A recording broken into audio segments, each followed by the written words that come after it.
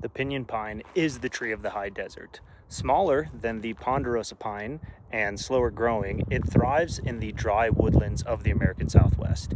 Here along the east rim of the Grand Canyon, pinyon pine and Utah juniper form a vast woodland that marks the transition between the cool mountain forests of Arizona and the deserts further below. Though these trees may appear modest compared to the towering ponderosa pines of the South Rim, they are amongst the most important plants in the Southwest.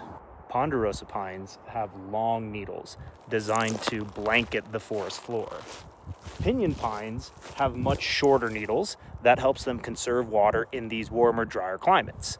Their deep root systems, slow growth, and ability to withstand drought allow them to survive where many other trees cannot. One of the most remarkable features of the pinyon pine is the seed it produces, the pine nut. Rich in protein, healthy fats, carbohydrates, pine nuts have been an important food source for both wildlife and humans for thousands of years. Indigenous peoples throughout the Southwest have long harvested pinyon nuts as a valuable seasonal food.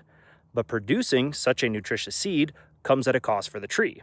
Rather than investing energy into a large crop every single year, pinyon pines follow a strategy known as masting.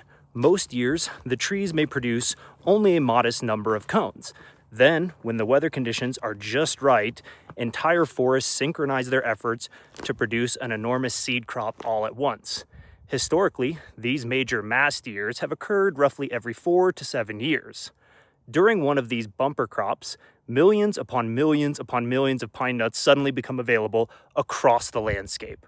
More seeds are produced than animals and humans can possibly consume, ensuring that at least some survive and become the next generation of trees.